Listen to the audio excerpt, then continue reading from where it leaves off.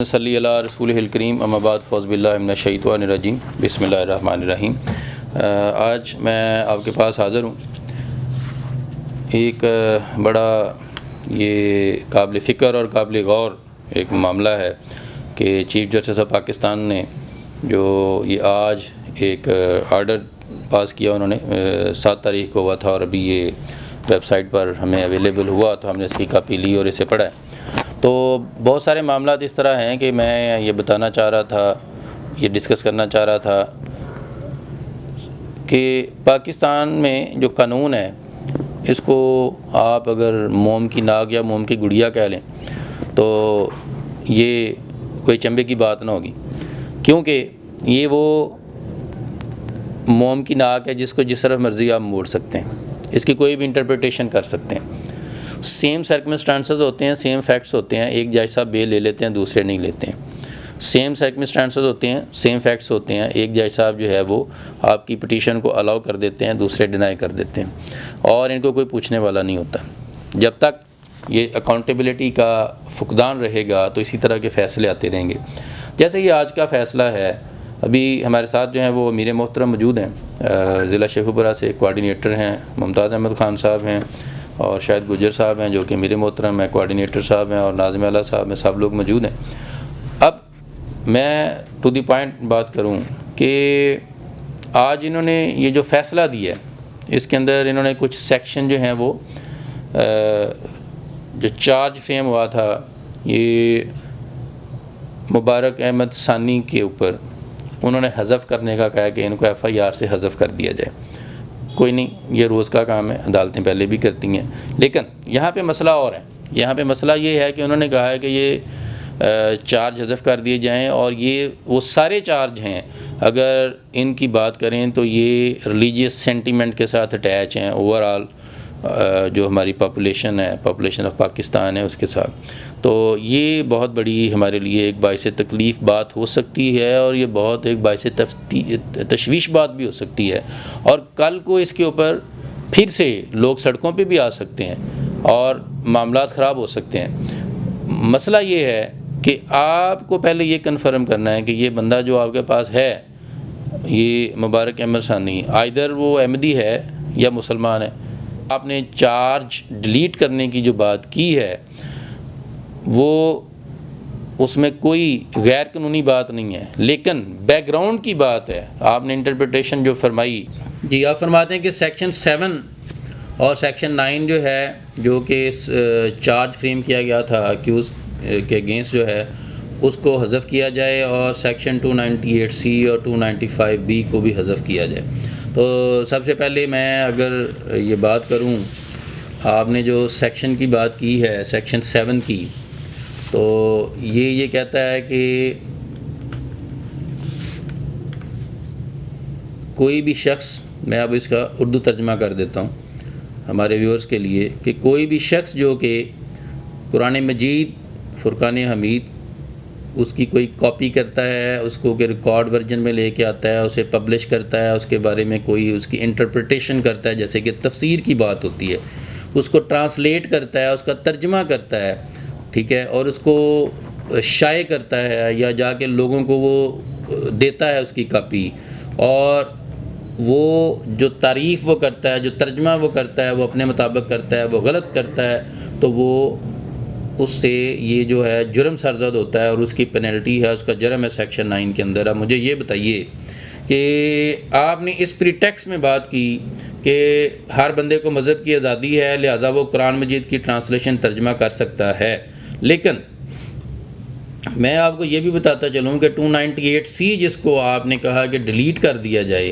तो 290C ये कहता है कि अहमदी जो हैं वो मुसलमान नहीं हैं और जो आपके पास पटिशनर मौजूद है वो अहमदी है और वो ख़त्म नबूवत पे यकीन नहीं रखता है और वो कैसे मुसलमान हो सकता है। मुसलमान की तारीफ़ में ख़त्म नबूवत पर ईमान लाना शामिल है।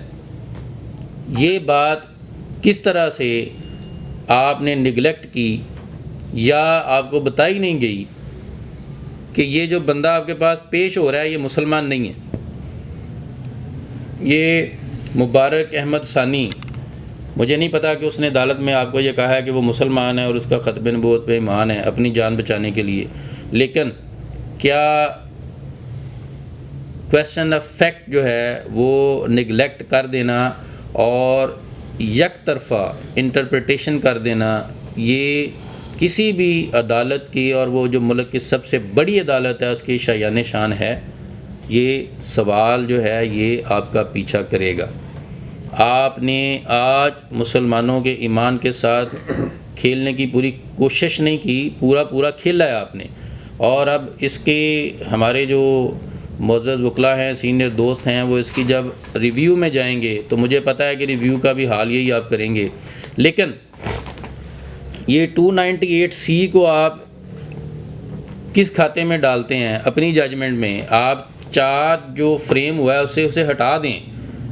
आपने ये नहीं कहा कि इसको सेक्शन से हटा दें, ये खुशाइन बात है, लेकिन आपने फ्रेमिंग ऑफ चार्ज से अगर उसे हटाते हैं, मैं ये भी मानता हूँ कि अगर बंदा मुसलमान है, कलमा गो है, नबी आखिर ज़मान पर ईमान रखता है, तो फिर वाकई उसके जो चार्ज फ्रेम हुआ उसमें 298C नहीं होनी चाहिए। लेकिन अगर मुख्तार अहमद सानी जो आपके पास आया वो मुसलमान नहीं है या वो ख़त्म नबूवत पे ईमान नहीं रखता, तो फिर 298C हज़फ नहीं हो सकती। और फिर ये जो सेक्शन 7 और 5 of the Holi Quran, Punjab Holi Quran printing and recording act है, वो भी हज़फ नहीं हो सकती। तो लिहाजा ये फ़ैसला जो है इसमें बहुत सारे इब्हाम हैं, एम्बिग्विटी है, और हमारी कौम जो है उसका आपको पहले से पता है कि यहाँ जब अदालतें फ़ैसले करती हैं तो लड्डू तकसीम हो जाते हैं, मिठाइयाँ खा ली जाती हैं और बाद में पता चलता है फ़ैसला हमारे ख़िलाफ़ है। तो इसकी आपकी जो पुरानी रवायत है वो भी बरकरार रहनी चाहिए थी कि आप उसका उर्दू तर्जमा फरमाते और उसको तमाम लोगों तक उसकी जो है आपकी जो मिथ है बात की वो पहुंच जाती।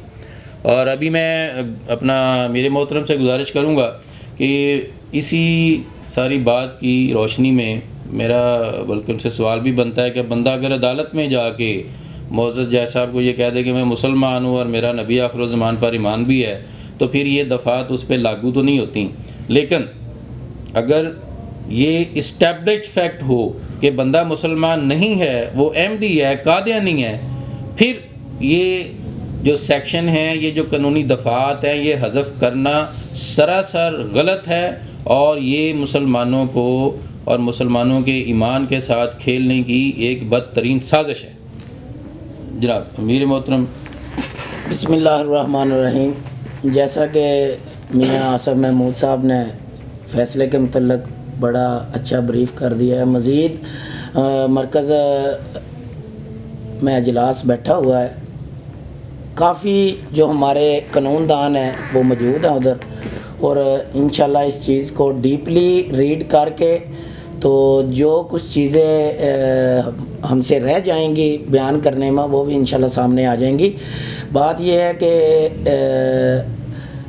मुअज़्ज़ज़ चीफ़ जस्टिस साहब, सबसे पहले तो बात यह है कि आप सबसे पहले मुसलमान हैं, क्योंकि आप मुसलमान हैं तो इतने अहम ओहदे पर बैठे हुए हैं। उसके बाद रही बात इस फैसले की, तो बात यह है कि आप तकरीबन 26 करोड़ लोग जो हैं, जिसमें अक्सरियत जो है ना वो मुसलमानों की है, उनके जज्बात को एक साइड पे रख के आप एक फ़ैसला जिसमें हर चीज़ वाज़ह सबूतों के साथ मौजूद है, एविडेंस के साथ मौजूद है, और आप काफ़ी जो अरसे से कादियानियों को ख़ास कर नवाजने की कोशिश कर रहे हैं, ये एक सवालिया निशान है आपकी ज़ात के ऊपर।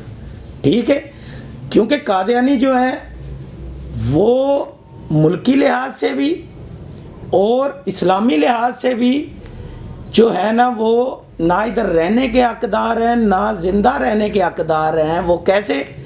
बात यह है कि जो हमारा 1973 का आयन है तो उसके मुताबिक ये काफिर है, और सबसे पहले बात यह है कि ये अपने आप को काफिर डिक्लेयर करें, और उसके बाद जो है ना वो इनके मामलात आगे देखेंगे कि इस्लाम के मुताबिक कैसे हैं। ठीक है, हम कानूनी लिहाज से बातचीत कर लेते हैं। बात यह है कि तो सबसे पहली बात है, कादियानी जितने भी हैं वो हमारे 73 के आइन को जड़ से ही नहीं मानते। सबसे पहले तो इस बात पे आप आए ना कि इस बात को आप किधर रखते हैं।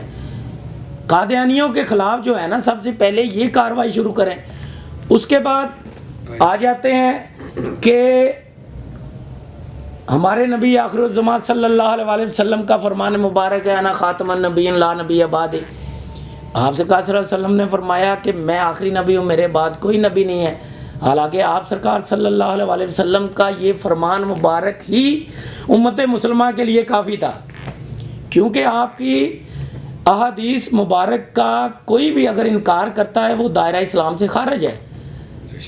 ठीक है, हमारे लिए तो यही बहुत था। लेकिन आगे आप सरकार सल्लल्लाहु अलैहि वसल्लम ने ख़त्म नबूवत की हसासियत बयान की है।